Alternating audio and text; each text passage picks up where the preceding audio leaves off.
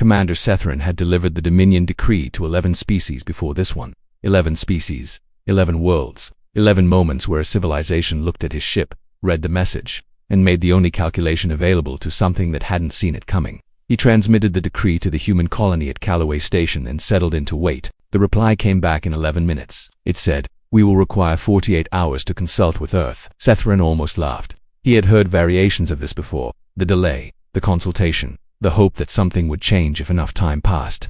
He had no idea that the 48 hours were not about consulting anyone. Earth had already been consulted. Earth had been consulted for 61 years.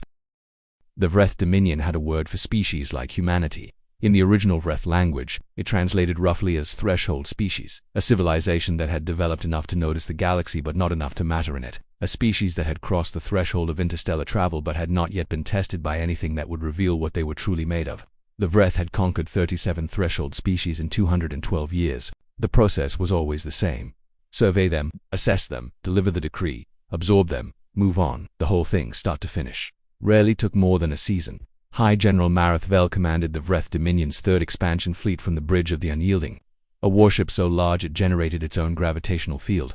He had personally overseen 11 planetary submissions. He had read the assessment on humanity with the mild, professional interest of a man reviewing a maintenance request. Bipedal, warm-blooded, 2 centuries of interstellar travel, modest colonial presence, no recorded military conflicts with external species, threat classification, negligible. Negligible. That was the word that would later appear in every post-incident analysis filed by every intelligence division in the known galaxy, circled, annotated, and in several cases physically torn from the page. Mareth Vel sent a single ship, not a fleet, a single cruiser, under the command of Commander Sethran, carrying a complement of 400 soldiers and a standard Dominion decree, the same decree that had been delivered to 37 species before humanity and had never once failed to produce the desired result. The cruiser arrived at the human colony world of Callaway Station on a Tuesday. It did not leave the same way it arrived. Commander Sethran read the colony's statistics as his ship dropped out of transit drive above Callaway Station. Population 80,000. Infrastructure, agricultural and light industrial. Military presence, 1 garrison of colonial defense forces, 300 personnel. Equipment rated for local security. Orbital capability, civilian freighters and 1 aging patrol vessel. He had faced more formidable opposition choosing a parking spot. Sethran transmitted the decree on all frequencies. It was, he reflected, almost too easy. The decree was for paragraphs. It informed the humans that their world now fell under Vreth jurisdiction, that all governmental and military authority was to be transferred within 1 standard cycle, and that resistance would result in a demonstration of corrective force. The response came back in 11 minutes. It was from someone named Governor Petra Ndidi, and it said, "We have received your message. We will require 48 hours to consult with Earth. We ask that you hold your current position during this time." Sethran found this almost charming. Consult with Earth, as though Earth could change anything about what was going to happen, as though distance or consultation or any amount of careful deliberation could alter the mathematics of 37 species and 212 years of unbroken expansion. He transmitted his reply. "You have 24 hours, not 48. What Sethran did not know, what his survey data had not captured, what his threat assessment had not measured, what no Vreth intelligence officer had thought to check, was what the 48-hour request actually was. It was not stalling. It was not fear dressed as procedure. It was a woman who had served 16 years in Earth's naval forces, who had commanded a destroyer in 3 separate deep space emergencies, and who had spent the last 4 years governing a colony she considered her personal responsibility, telling her people to stay calm while she sent 1 message to Earth marked at the highest priority classification the colonial communications system possessed. Governor Ndidi's message to Earth contained sensor data on the Vreth cruiser, a full transcript of the decree, and a 12-word note at the bottom that read, "They think this is over. Please inform them otherwise."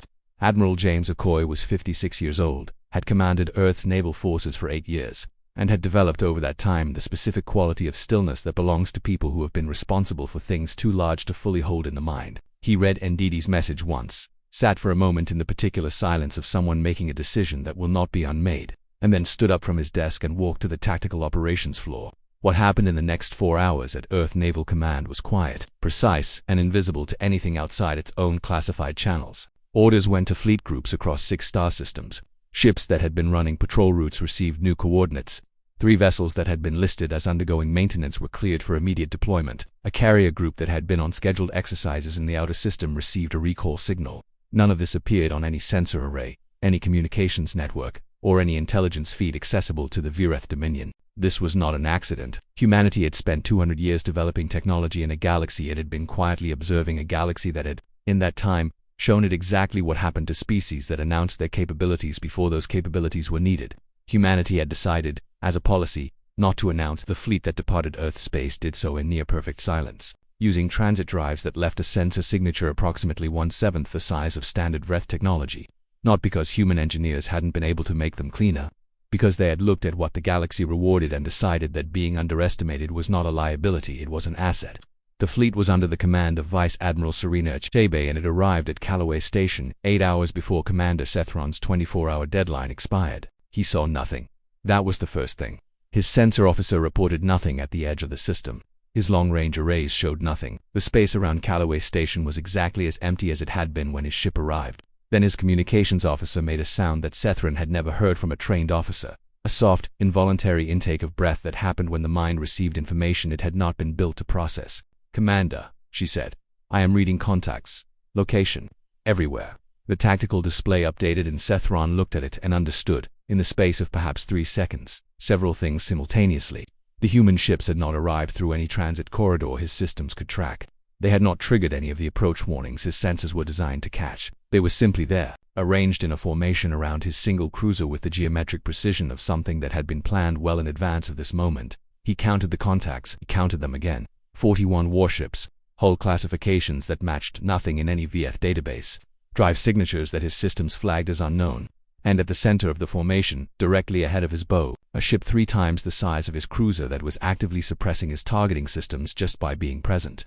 A communication channel opened. The face on his screen was a woman with close-cropped gray hair and the particular expression of someone who has made every relevant decision before, walking into a room and is simply waiting for the room to catch up. "Commander Sesran, Vice Admiral," Asadbey said. "My name is Vice Admiral Serena HFY of the United Earth Naval Forces. I have read the decree your government sent to our colony. I would like to respond to it." Sethron said nothing. He was still looking at the tactical display.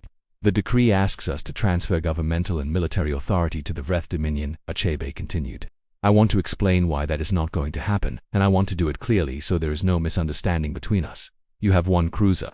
We have 41 warships, and I want to be honest with you. These are not our best ships. These are the ones we could move quickly. Our full naval capability is considerably larger." She paused to let that settle. "You delivered a corrective action threat.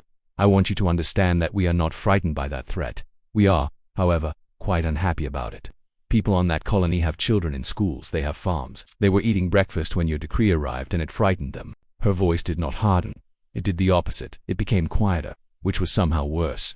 "We do not want a war with the Vreth Dominion. We have no interest in your territory.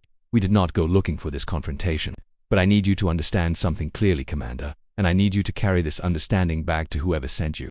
She looked directly into the camera. "We are not what your survey said we were. We have never been what your survey said we were. We simply had no reason to show you until today. Power down your weapons and return to your own space. This offer will not be repeated." Sethron powered down his weapons. He did it without consultation, without authorization, without the approval of High General Marathvel or anyone else in the Vreth chain of command. He did it because he was a professional who had spent 40 years learning to read a situation, and the situation he was reading told him with absolute clarity that he was looking at the wrong end of a very large decision that someone else had already made. He returned to Vreth space and filed his report. The report made its way to Marathvel. Vel read it twice, called 3 intelligence officers into his office, asked them questions he did not like the answers to, and then sat alone for a long time looking at the star map. The section of space labeled Threshold Species Earth was very small. It was a tiny cluster of inhabited systems at the edge of the spiral, modest in territory, unremarkable in resource value, not strategically significant by any conventional metric. And he had sent 1 cruiser, he never sent a second. The Vreth Dominion's expansion fleet formally withdrew from the sectors adjacent to human space 14 months later. The official reason given was a strategic reallocation of resources. The actual reason was documented in a classified internal assessment that was not declassified for 30 years. The assessment read, in its summary paragraph, "Our threat classification of the human species was based on their colonial infrastructure, their known history, and their apparent military presence. None of these metrics accounted for what they had chosen not to show us. The gap between our assessment and the reality we encountered at Callaway Station was not a failure of intelligence, it was a failure of imagination. We assumed they were small because they appeared small. We did not consider that appearing small might have been the plan. The Vreth Intelligence Division spent the 3 years following the Callaway Station incident conducting what it described as a comprehensive reassessment of human capability. The reassessment took 3 years because humanity, once it understood that the Vreth were looking, helped them look. They were not deceptive about this. They did not hide things. They opened diplomatic channels.